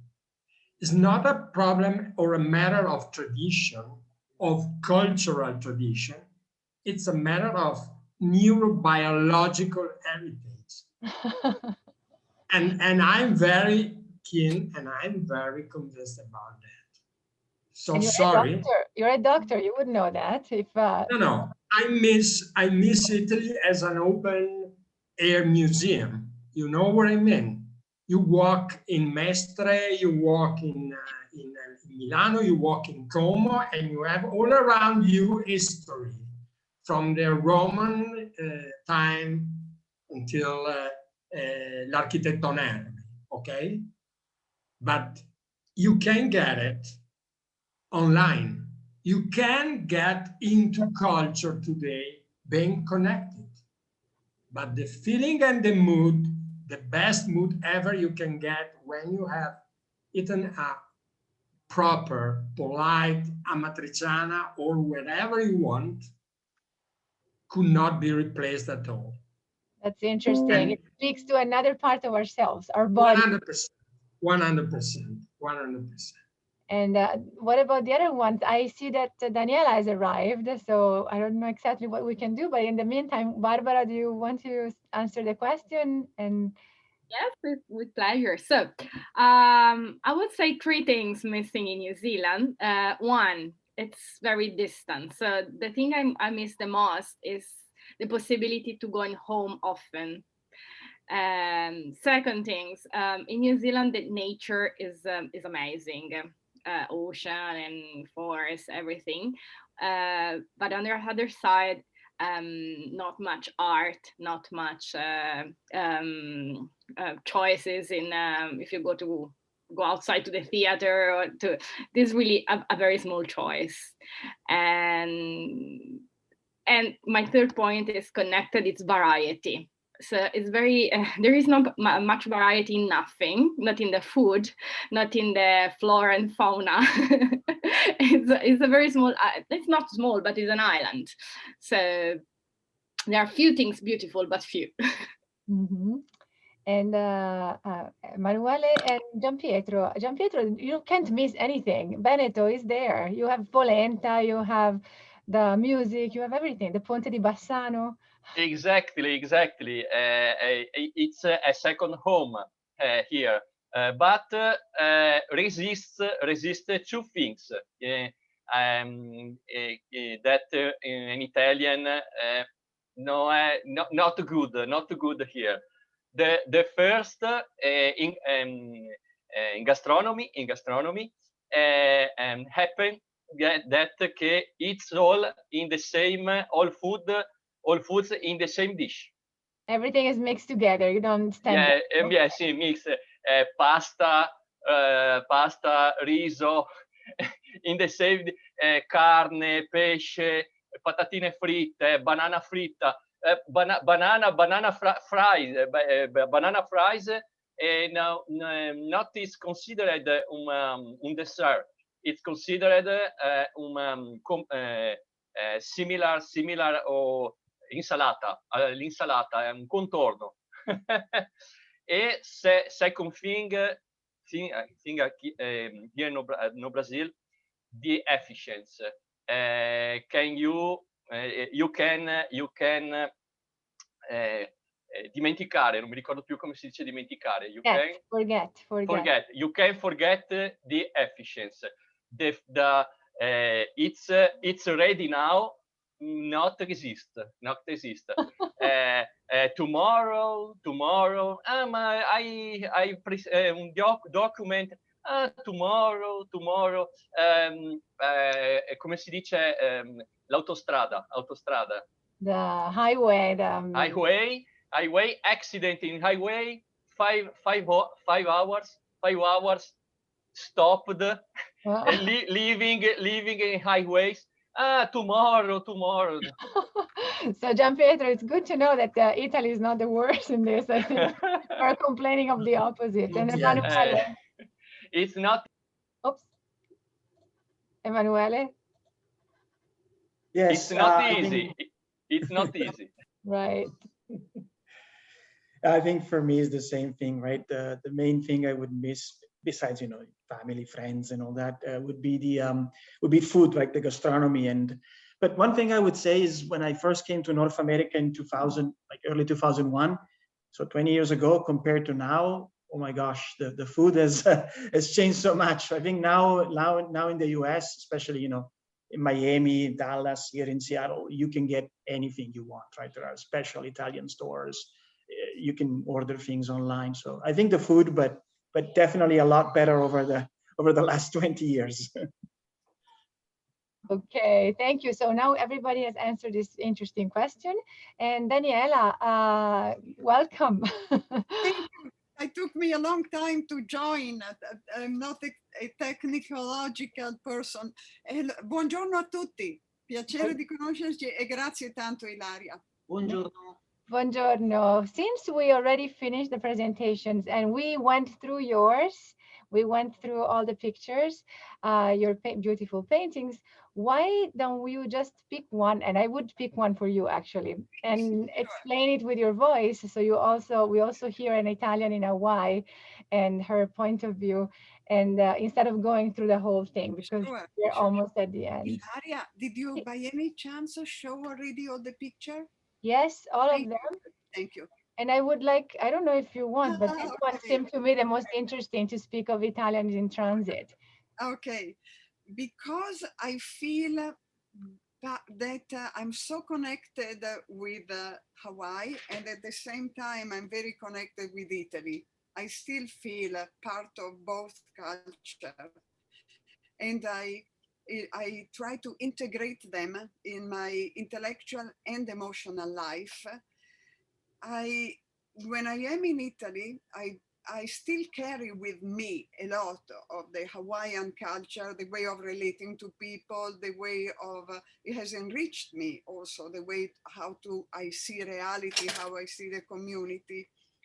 And I also am fond of a particular philosopher that died, I think in the second half of last century, Aldo Capitini, who was a philosopher, anti-fascist, educator, poet, political man. Then he wrote about the theme of, ma posso parlare in italiano? It would be better in English. Benissimo. But if you can't. Sì, che ha parlato della compresenza che appieno coincide con la mia visione della realtà. In qualunque posto ci troviamo. Daniela, it would be better in English if you can. Oh, sure, I'll do that.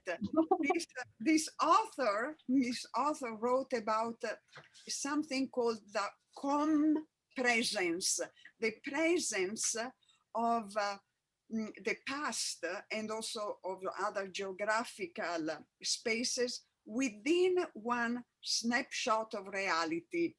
So, for instance, Milano, for me, this is my city and this is the cathedral. For me already is a presence of past, present, and geographical element. The past, because the cathedral is the result of centuries, took centuries to build this cathedral.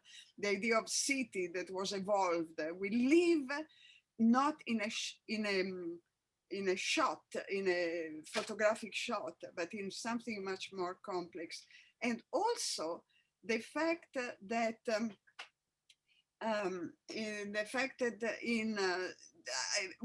whatever we carry in our psychic, in our mind, is the assimilation and the collection of so many other experiences and information that we carry with ourselves. And so I saw the cathedral with this image of Hawaiian night marchers that belongs to a legend that the Hawaiian have, that on the day of the commemoration of their gods, the spirit of their gods rise from their grave and march at night, and they don't touch the floor.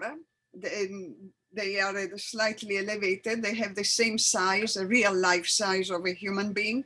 They march in a group, and some people, say that they have seen them, which is a question mark, because I've read that the Hawaiian people are among the most psychic population. Perhaps by cultural, they are open to believe that it's possible to see things most of us don't see. And so that openness make it possible. If we shut off the possibility, for sure, it will never happen. But I've read that they are among the different population, they are the most psychic. So it might be possible that they see what we don't see.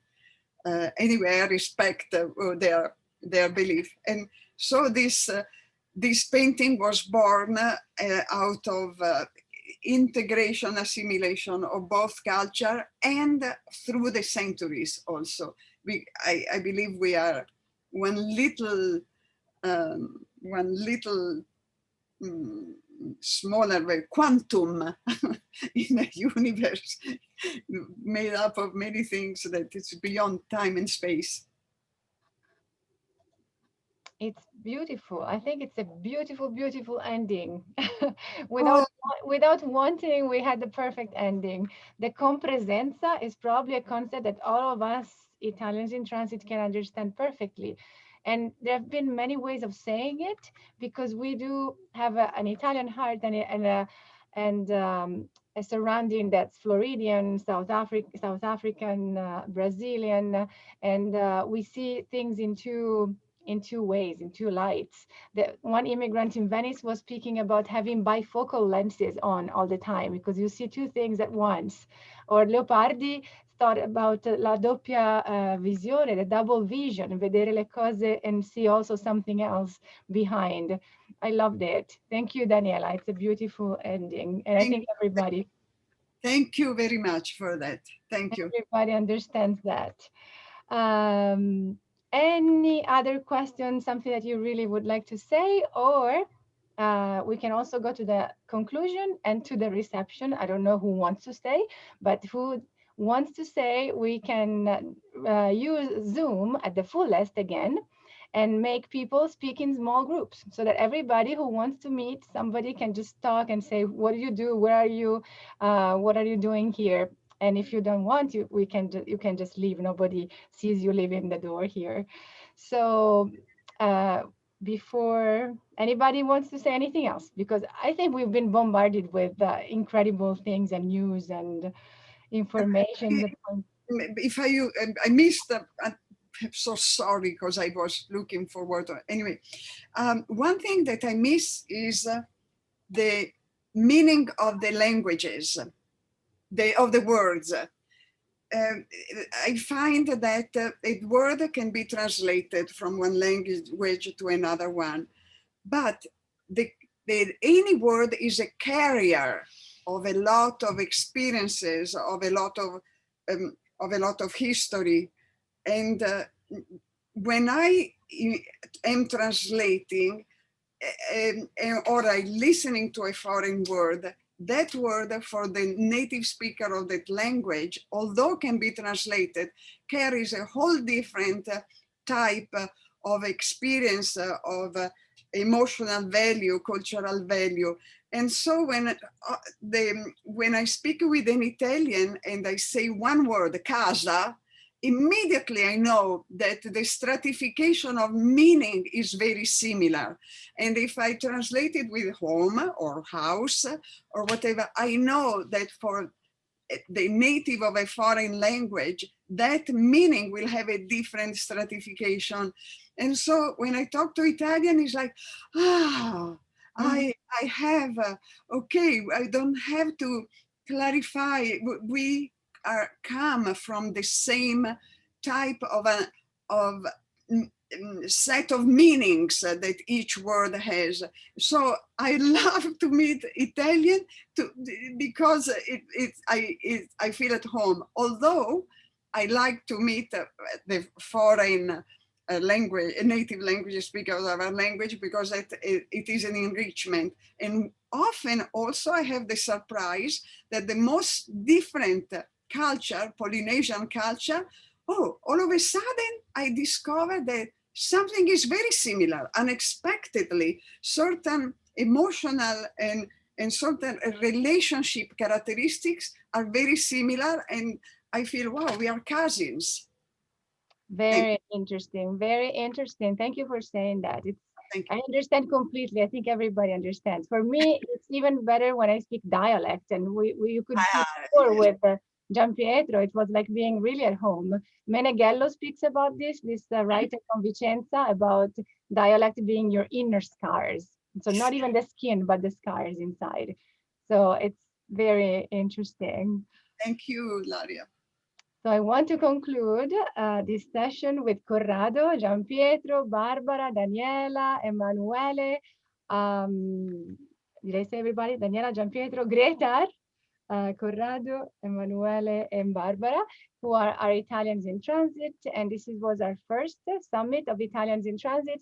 In 10 years, Emanuele will do the first interplanetarian summit of Italians in Transit. I got the idea when you were speaking. Ad astra, ad astra. Ad astra per aspera. Oh, so you bared with me a lot with this conversation. You prepared beautiful presentations. You endured for 2 hours with us, even more before, but this is what you will get. At the end, we're sending you this bag that the printing club is hand making on cotton, and it's the bag of Italy in Transit, the 5th International Symposium, Italians Beyond, organized by Florida Atlantic University. So if you want to bear with me, one more thing, my idea was to use Zoom for breaking up in groups. So if you don't want, you can just say goodbye, and it was fantastic to be with you, and I hope we keep in touch. This little symposium has always been nice because I don't know what happens. It just makes friends of the people who are here. So Grazia is here from the past, and Anthony Riccio was named before because he was here from the past. We have a lot of this community almost that created by this little symposium. So I hope we all be in touch. And I want to thank Miriam and Emanuele for their support, all our friends that followed us. And if you want to say goodbye, goodbye. If not, you can stay, and I will do the breakout rooms, and you can choose where you will see where you end up. If I can. No, I see that I can't. Stop recording, chat. Oh no, my idea. It may not work. Chat rooms? I don't have breakout rooms here. I don't know why. Anybody knows? Any technological person knows? I would have loved to end up with one of you and talk more. No. I don't think so. I just stopped recording. Let's see. Calli dice che probabilmente c'è troppa gente, siamo in troppi. Siamo in 33. Calli.